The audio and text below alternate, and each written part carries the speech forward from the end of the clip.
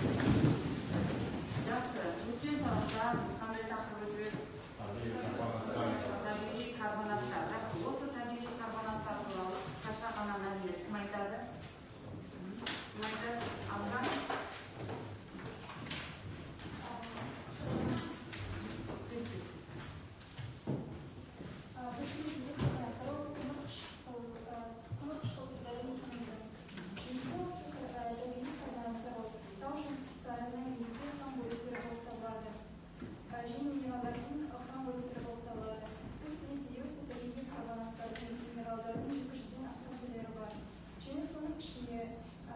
Кальций карбонаттары, магний карбонаттарының түрлері өте көп кездеседі. Мысалы, формулаларын қане Диляра?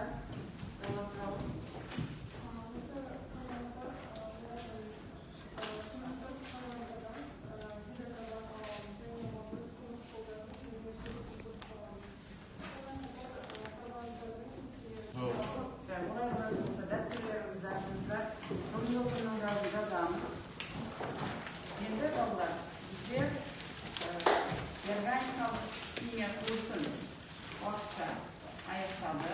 Әрмен қарата жаңа курс органикалық химия курсымен танысамыз. Адамдар ерте кезден біледі, мына тері илеу, ашыған шараптардан сірке суын алу, сірке қышқылын дейміз.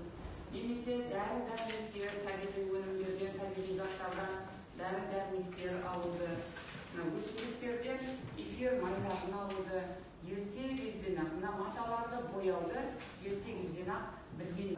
Енді органикалық заттар мен биоорганикалық заттардың арасында қандай айырмашылықтар бар? Сіздің кітаптарыңызда кестелерге ашыңыздар, кесте, енді осы қасымхан қарайды.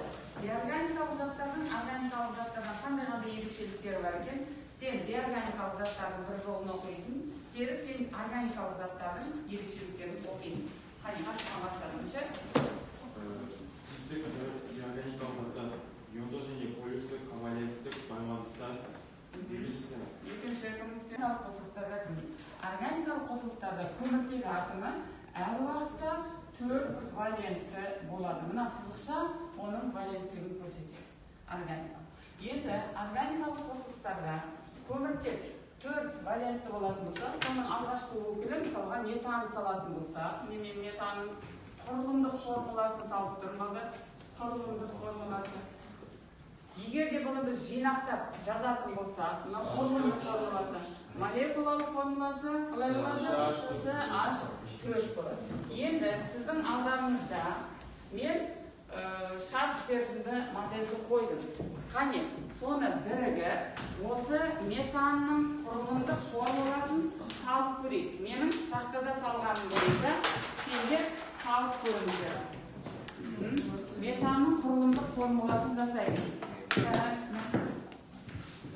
Жасаңыз.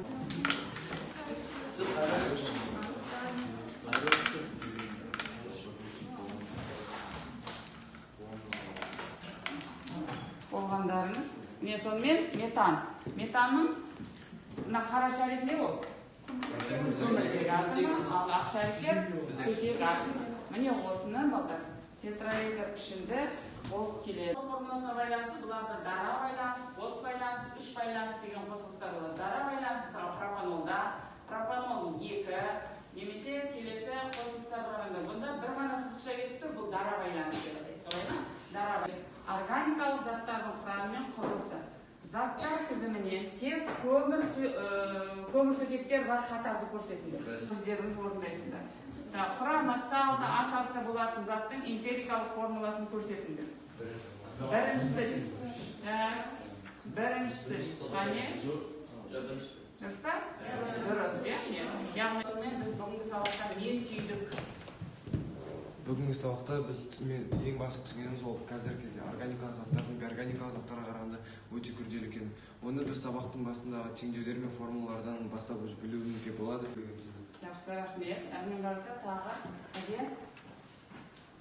Бүгінгі сабақта органикалық химияның органикалық қосылыстар деп аталатын басқаша және де олардың көп түрлілігін, мысалы қазіргі таңда табиғатта пластмассалар секілді заттар кездеспейді, және де көміртектің басқа да қосылыстар, яғни азот, көміртек, оттекпен қосылуын